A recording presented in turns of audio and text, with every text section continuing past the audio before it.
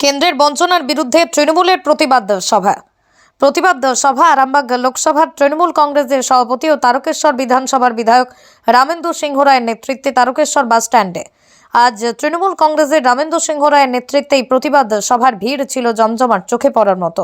এই প্রতিবাদ মঞ্চ থেকে আরামবাগ সাংগঠনিক জেলার সভাপতি এবং তারকেশ্বর বিধানসভার বিধায়ক রামেন্দু সিংহ রায় কেন্দ্রীয় বঞ্চনার বিরুদ্ধেই সরব হয়ে ওঠেন।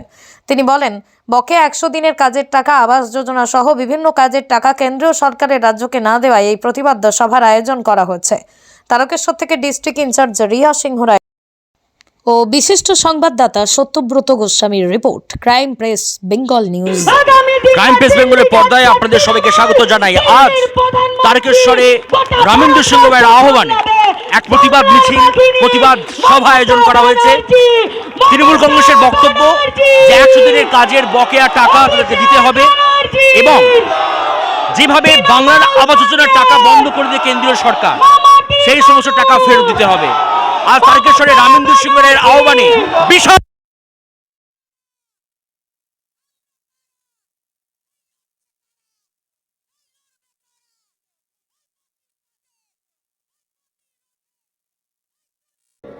আরামবাগ সাংগঠনিক জেলার সভাপতি রামেন্দু সিংহ রায়ের নির্দেশে তারকেশ্বর বিধানসভার অন্তর্গত আজকের যে জনসভা 100 দিনের কাজ এবং বাংলার আবাস যোজনা বকেয়া টাকার দাবিতে আপনারা যারা তৃণমূল কংগ্রেসের কর্মী বন্ধু এসেছেন, আপনাদের কাছে সুশৃঙ্খল দল, আপনারা দাঁড়িয়ে থাকবেন না। আমাদের যে সামনে আসন আছে, আপনারা আসন সংগ্রহ করে বসে যান। সকল কর্মীর কাছে অনুরোধ,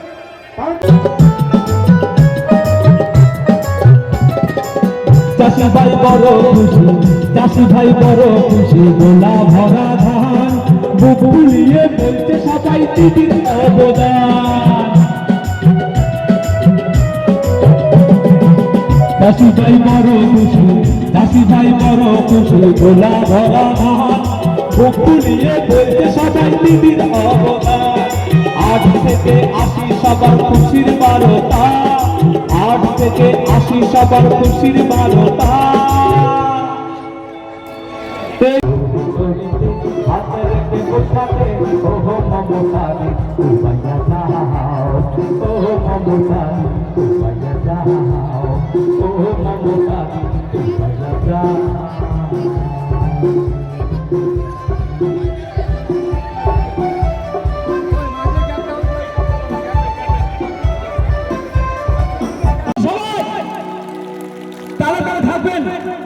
গর্ব মমতা এই বাংলার, গর্ব মমতা এই বাংলার, গর্ব মমতা এই বাংলার, গর্ব মমতা।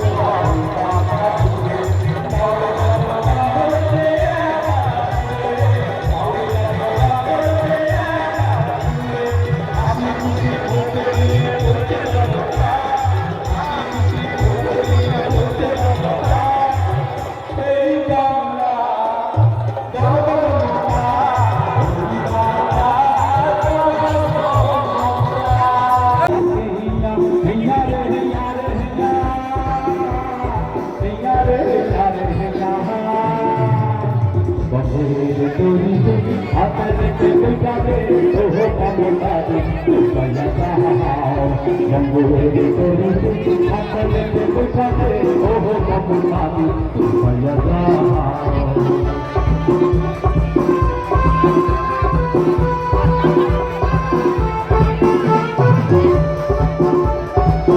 গানের মাঝে জোবার প্রতিনিধি মহামারী সব বন্ধুরা মা বোনেরা সবাই দিদির সাথে হাততালি দিয়ে না হাততালি হাততালি দিয়ে হাততালি হয়ে হয়ে দিদিকে হাততালি দিয়ে করবে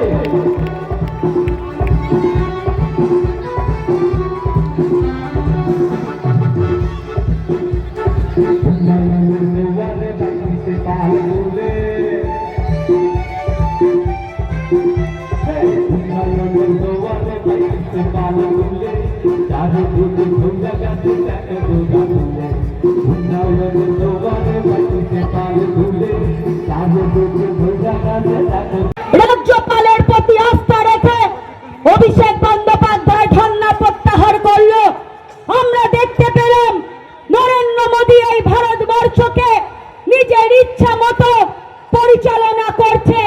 নরেন্দ্র মোদীর একনায়কতন্ত্র, নরেন্দ্র মোদীর স্বৈরাচারী শাসনের বিরুদ্ধে কণ্ঠ উচ্চার করে যদি কেউ প্রতিবাদ করে থাকে, একমাত্র কালীঘাটের টালির যুব ব্লক এবং টাউনের সভাপতি, মহিলা নেত্রী ব্লক এবং টাউনের, আইএনটিইউসির সভাপতি টাউনের এবং আমার সব কাউন্সিলর, সমস্ত ব্লক কমিটি, সমস্ত টাউন কমিটি, আমার অঞ্চলের সভাপতি, প্রধান, উপপ্রধান, সব সদস্যা, পঞ্চায়েত সমিতির সব সদস্যা আর আমার কর্মী যারা দেয়াল লেখে, যারা মিছিল করে, যারা ময়দান ভরায়, যারা বিজেপি বা সিপিএম এর বিরুদ্ধে লড়াই করতে যে প্রাণ বিসর্জন করে, তাদের সকলকে নত মস্তকে আমি প্রণাম জানাই, শ্রদ্ধা জানাই। তারা না থাকলে একটা রাজনৈতিক দল কখনো মানুষের কাছে পৌঁছায় না। 2011 সারা পশ্চিম বাংলার পরিবর্তন হচ্ছে। 52,726 জন মানুষ 100 দিনের বকেয়া টাকার দাবিতে আজ তারকেশ্বরে বাস স্ট্যান্ডে রামেন্দু সিংহ রায়ের আহ্বানে, আরামবাগ সাংগঠনিক জেলা সভাপতি রামেন্দু সিংহ রায়ের আহ্বানে আজ এক প্রতিবাদ সভার আয়োজন করা হয়েছিল। আমরা দেখতে পেয়েছি প্রচুর মানুষের ভিড়। 100 দিনের বকেয়া এবং আবাস যোজনার টাকার দাবিতে যে প্রতিবাদ সভা চলছিল, আমরা কথা বলবো আরামবাগ সাংগঠনিক জেলার সভাপতি এবং তারকেশ্বরের বিধায়ক রামেন্দু সিংহ রায়ের সাথে। দাদা, আপনাদের মূল দাবিটা অ্যাকচুয়ালি কী? দেখুন, আমাদের মূল দাবি হচ্ছে এই যে 100 দিনের কাজ, এটা একটা আইন যা মনমোহন সিং প্রধানমন্ত্রী থাকাকালীন করে গেছে। এই আইন ভারতবর্ষের লোকসভাতে এটাকে বাতিল করা হয়নি। সব রাজ্য সেই আইনেতে তারা কাজ পাচ্ছে। শুধু পশ্চিমবাংলাকে মিথ্যা অপবাদ দিয়ে বন্ধ করে রাখা হয়েছে। বন্ধ শুধু রাখা নয়, যারা কাজ করেছিল এই রকম 21 লক্ষ পরিবারকে 7,500 কোটি টাকা দেয়নি আজকে 2 বছরের উপর। এটা অন্যায়, এটা ক্রিমিনাল অফেন্স। তাই জনমত গঠনের জন্যে আমরা পথে নেমেছি। এই বিষয়েতে ওই সমস্ত মানুষ ব্যক্তিগতভাবে চিঠি লিখেছিল প্রধানমন্ত্রী এবং গ্রামোন্নয়ন মন্ত্রী কেন্দ্রীয় সরকারের। সেই চিঠি নিয়ে অভিষেক বন্দ্যোপাধ্যায়ের নেতৃত্বে তৃণমূলের সাংসদ, বিধায়করা নেতৃত্বরা গিয়েছিল, কিন্তু সেখানে তারা দেখা করল না, চোরের মতন পালিয়েছিল। রাজ্যপালের দৃষ্টি আকর্ষণ করা হয়েছিল, 2 দিন পর তার সুবুদ্ধি সম্পন্ন হওয়ায় তিনি এসে দেখা করেছিলেন এবং বলেছিলেন এটা চরম অন্যায়, আমি দিল্লিকে বলবো। কিন্তু আজ পর্যন্ত তার সুরাহা নেই। মুখ্যমন্ত্রী তিনি সাংসদদের নিয়ে দেখা পর্যন্ত করলেন, এরপরও প্রধানমন্ত্রীর কোনো ঘোষণা নেই যে হ্যাঁ এই মানুষগুলো মাথার ঘাম পায়ে ফেলে তারা কাজ করেছে, তাদের টাকা দেব। 160টার ওপর আমাদের টিম পাঠিয়েছিল দুর্নীতি দুর্নীতি দুর্নীতি বলে, কিন্তু কোনো টিমই আজ পর্যন্ত একটা এফআইআর করতে পারলো না, অর্থাৎ দুর্নীতি পায়নি, দুর্নীতি হয়নি, ডাইরেক্ট টাকা বেনিফিশিয়ারির অ্যাকাউন্টে যায়। এখানেতে দুর্নীতি হবার জায়গা নেই, এই জ্ঞানটুকুই হয়নি। কিন্তু এ টাকা আমাদের টাকা, এ টাকা হকের টাকা, এ টাকা দিতেই হবে। আর আবাস যোজনা আজকে 5 বছর 6 বছর হচ্ছে কোনো আবাস যোজনার টাকা কেন্দ্র অনুমোদন দেয়নি। সব টাকা তো ওরা দেয় না, তারা দেয় 50%, আমরা দিই 50%। সেখানে কেন আমরা প্রধানমন্ত্রী আবাস যোজনা লেখা যাব? আমরা তো মুখ্যমন্ত্রী আবাস যোজনা লিখছি না, আমরা লিখছি বাংলার আবাস যোজনা। বাংলার মানুষের ট্যাক্স কেন্দ্রীয় সরকার নিয়ে গেছে, সেই ট্যাক্সের পয়সাতে এই আবাস তৈরি হবে। সুতরাং বাংলার আবাস হলে বাংলার আবাস, বিহারে হলে বিহারের আবাস, উত্তরপ্রদেশে হলে উত্তরপ্রদেশের আবাস। সেই স্টেটের পয়সা নিচ্ছে, সেখানে প্রধানমন্ত্রী তো আলাদাভাবে সে টাকা দিচ্ছে না, এ তো আমাদের ট্যাক্সের পয়সা, আমাদেরই পয়সা, অথচ তার নাম হবে।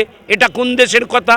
আজকে 5 বছরের ওপর এই গরিব মানুষগুলো খোলা আকাশের নিচে ঠান্ডায়, যখন বৃষ্টি মাথায় নিয়ে, যখন প্রখর রোদ মাথায় নিয়ে কাটাচ্ছে। এরও বিরুদ্ধে আমাদের এই আন্দোলন চলছে। তাহলে আপনি কি মনে করছেন যে কেন্দ্রীয় সরকার রাজ্য সরকারকে সমস্যা ফেলবার জন্যই কি এরকম এক একটার পর জিনিস প্রকল্পগুলো বন্ধ করে দিচ্ছে? হ্যাঁ, কেন্দ্র সরকার চাইছে সবাই তার দাসত্ব গ্রহণ করুক, সবাই তার পায়ে পড়ুক, সবাই ওই দলের নাম লেখা। কিন্তু মমতা বন্দ্যোপাধ্যায়, যার প্রতিবাদটা কংগ্রেস থেকে বেরিয়ে এসে তীব্র আকার ধারণ করেছে, বাংলার মানুষের কণ্ঠ তার কণ্ঠে উচ্চারিত হয়েছিল, যিনি প্রতিবাদী মহিলা, যিনি বাংলার অগ্নিকন্যা, যিনি লড়াইয়ের ময়দানেতে আজ এই জায়গায় এসেছেন। আমরা কেন কেন্দ্রের দাসত্ব নিতে যাব? কেন বিজেপির পদলেহন করব? আমাদের অধিকার আমরা লড়াই করেই ছিনিয়ে আনব। দাদা, সামনে তো 24-এ ইলেকশন, তো তৃণমূল কংগ্রেস কতখানি সাফল্য অর্জন করবে